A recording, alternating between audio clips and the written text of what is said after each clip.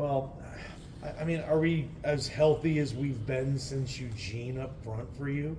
And what's that like? It's one of those things too. Like this year in the this late in the year, no one is completely healthy, but we have guys available, so that's always good to see. And again, it's just a testament to how hard they've worked to get back. So there's always setbacks during the year. No matter how hard you try, there's always going to be some sort of adversity that pops up. And the guys that have been injured have done a great job of working their tails off to get back, and the guys that stepped up did a phenomenal job without missing a beat. So it's been really, really excited for those guys that were able to play, and really excited to get those guys back. How do you like Roger had Mason, well Roger too, but Mason had like a level of giddiness almost to like be playing football again. Like what was that like to just kind of experience that and being able to get back on the field? Whenever you have something taken away from you, it gives you new perspective, and he had football taken away from him for a really long time, and he had just to watch.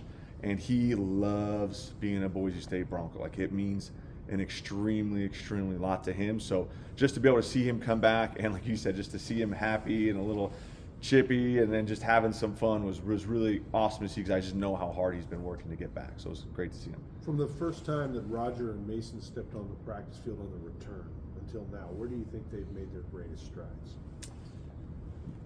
Those guys are little bit different, like come from different backgrounds and different football experiences, but both just like growing, not the physical. So just they're knowing how to prepare for an opponent has been a huge, huge thing for those guys. And just to hear them in meetings today, just like, man, I almost don't even need to say anything. I almost just take the remote and just hit next play and let those guys talk. Just the ownership they've taken over the room is really, really special. And that started when they were young. They got to see OJ, who was really, really good at it, and that's why he's able to be playing in the NFL right now. So there's a lot of guys in the country that are uber physically talented, and there's a couple guys that can actually have the physical talent and then also just the mental preparation and show up every day and the consistency, and that's where those guys have made a ton of growth. Dirk said on Monday, like, hey, nothing against those, the other guys that filled in, but our starters are starters for a reason. Basically, they're our best five. To have those, you didn't have either of those guys when you played UNLV the last time. Just to have both those guys back, and to have,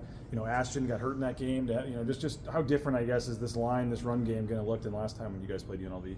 That's the great thing. Like when you have the Boise State logo, like it's never about the opponent. Never. It's always about us. So if we can just focus on us, be our best, get in a rhythm early, I think it'll work out really, really well. So that's what we always tell our guys. Like, we prepare for the opponent every week, knowing like their scheme and kind of what their front and what they do, but it always comes back to like just our level of preparation, our level of communication, on our level of just playing physical down and down out. And I know those other guys stepped in, did a pretty good job, but just to have your five, I think Spencer said the band's back together again, whatever, just to have the five back, and just what kind of difference can that make here moving forward to have both those guys back in the lineup and as healthy as they are? And it's something that, again, it's not necessarily like, okay, this guy has better footwork than that guy. It's more just like they've played enough together and they've accumulated enough, like we say, book of knowledge, that when they go play, they can just solve problems instantly and they can play with confidence. So that's where those guys are special, just because they were able to play it a lot together, and they're going to be able to just to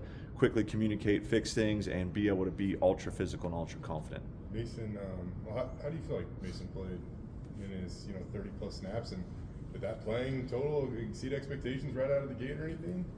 Yeah, those guys are always like a little rusty when they come back. Just first of all, like shape. There's only one way to get in football shape is to play football, and our guys do a phenomenal job training all off season. It's always like that first game, they're always still gassed because like, man, you just got to play football. So there's a little bit of that like physical, just getting like your cardiovascular in the right spot.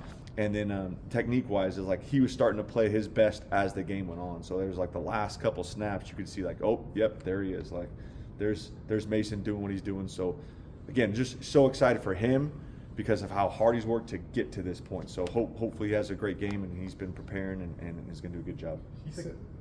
For guys like Zach, I know in the sports world, it's the stars are stars and it's kind of accepted, but for a guy who's played so much this season and you get to the business end and Mason comes back, is it still tough to say to a guy like Zach, like, we appreciate everything, we're at the business end, Mason is back, he's going to be the one leading us through these last few games? Yeah, so and similar situation last year guys move around and Garrett has to go to center and Roger plays, early in the season at guard, and then Mason comes back, and then Roger's playing really well at guard. And he was like, hey, Raj, like, Garrett was a starter before. Like, he's going to go back to being the starter. Like, you can't lose your position necessarily because of injury. But, like, those guys know how much we love him and care for him, and Mason loves and cares for Zach. So it's not like those guys are looking out for each other and everyone's just in it on their own. Like, they want to see the group be successful.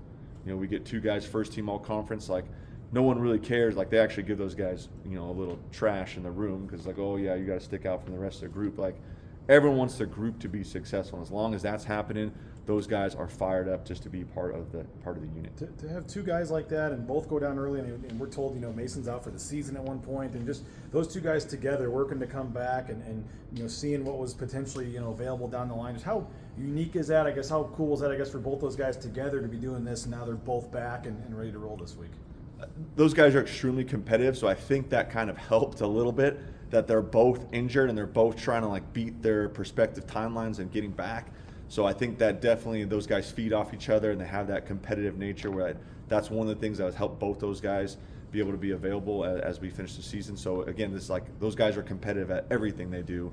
If it's their treatment, if it's rehab, if it's studying film, like whatever it is, they just want to be their best and love competing with each other. The speed of the game and all that, like what does it do for a guy like you mentioned with Mason, like to get his feet wet and to get one game under his belt? Like how different is the speed of the game for a lineman when you're sitting out for 2 months and you come back in for that first game? It's a huge difference. You see like Roger's first game back, like not his best game, right? Not his best game, and he got significantly better Oregon State week. So, and he had to deal with some elements being up at the altitude. But the thing that makes Mason special is like his ability to process information. Like he could play quarterback.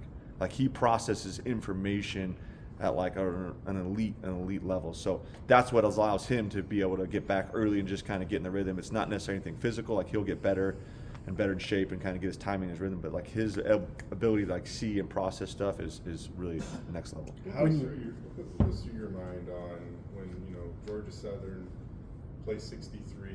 It's weird that he wears number 63. Yeah, he's changing his number. I tell you that. His number's gonna be different next year. What goes through your mind when like Mason Randolph is asking him to come out of a game? Like, what goes through your mind knowing like, oh God, something's got to be terribly wrong? Yeah, and unfortunately, like I saw that whole play. I saw him take a knee.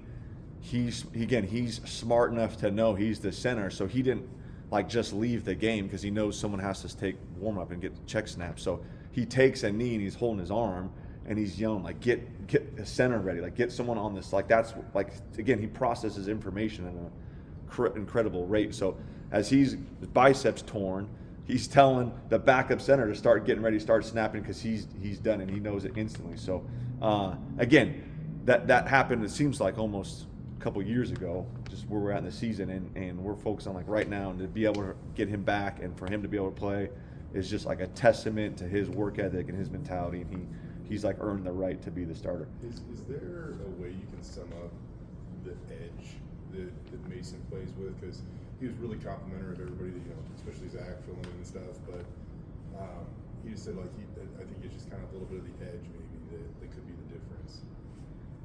Yeah, and that's one of those things that is unquantifiable. Like offensive lineman, when you recruit offensive lineman, like, okay, does he meet our height? Does he meet our weight? Like, does he have good feet? What's his flexibility? But there's certain things like you can't quantify that make offensive linemen different, and he has, one of those traits. So that's what makes him special. You can't quantify how he processes information. You can't quantify his desire to play with that physical, that edge, and that's something too. When he does that, it's awesome because it's contagious. Like everyone sees that and feels that, and the receivers want to block harder, the tight ends want to block harder, the running back wants to run harder. So it's one of those things that kind of like ignites the whole offense. When you watch UNLV last time in person in the game, what stood out? I know sometimes things are different when you face somebody live versus looking at film, but what did you take with what made them strong? They're good. I mean, they are a very, very talented defense that presents a bunch of problems with the schemes that they do. So, man, like they are a challenge in multiple different reasons why. So, it's always interesting when you play a team twice. What adjustments they're going to make, what adjustments we're going to make. So that's what's going to be the fun thing about this game is early on in the game, just kind of like seeing, okay, what changes that they made, and then being ready to adjust. So I thought we did a good job of that last time we played them. We definitely started extremely slow, had trouble blocking them up front, and as the game went on, we started kind of getting under control, getting a little rhythm, being able to communicate, and we're able to kind of finish the game with that long drive. So hopefully we can get there in the first quarter, not in the end of the third quarter. Dirk said if you watch the tape, he felt like you guys left some stuff out there in the run game in that first matchup against them. A lot of like shoestring tackles where Ashton was about to break it. I mean, do you feel like there's, going into this one that maybe the 3.9 yards per carry, whatever, was, I don't know, say misleading, but that it could be different obviously on Friday? Yeah, we always plan and prep to play our best. Every time we take the field, like we could be playing the Denver Broncos, and like our guys are going to put the work in during the week where they're going to be confident to go execute. So that's where we're at right now. We still have a little bit more preparation to get our guys to that like ultimate level of confidence where they can go cut it loose and trust their training. But they're going to be in position to make the plays. That's what we talk about. All they got to do is just make the layups. Like there's football, lots of times scheme, it gets really complicated, and this late in the season, they've put a lot of stuff on film. We put a lot of stuff on film. So as coaches, we can dissect and overthink it. It's like, no, let's just, if it's a zone play to right, let's just go execute our zone blocks. And luckily, we have a really, really good tailback. He's gonna make those guys miss. Like he doesn't get shoestring tackled too many times. Madsen, to his credit, has had to operate with several different centers this season. You talk about Mason's intel and intellect. What's different? How much easier is Mad Dog's operation having Mason back? Yeah, that's what makes Mason. It's not necessarily like his size, his height, his speed, his footwork. It's more just he kind of gets the operation going a little bit smoother, a little bit more efficiently. So he has a little bit more confidence, and it creates confidence in everyone else. Like you've all been around confident people. Like they make you just feel good. Like, yeah, I'm going to follow this guy wherever he goes because he's confident in what he's doing. So that's where Mason, it always starts with him identifying the fronts, making the calls, and it kind of like trickles to everyone else. And me and Mad Dog haven't like conversation about it, but I know he's excited to get Mason back. How fired up was Cage Casey for that specific matchup last week with Oregon State? And then was that one of, if not, his best games of the year? Cage has been so consistent. It's really hard to like think of a best game. He's playing on a different level right now, and he doesn't do like. And lots of times people think that's like flash plays. Like when you think of a receiver playing really high, you think of like Odell Beckham one-hand catches and running backs jump over stuff. For an offensive lineman, like he is completely consistent on every aspect of everything he's doing. So, and that's a testament to like his desire, his training, how much he wants to be really, really good. He obviously has some physical tools, but what separates him is like his desire, like his mentality to be really good and to put in the work. So he's been, again, I say consistent, like that's, in my mind, that's the greatest compliment you can give, especially the left tackle like that.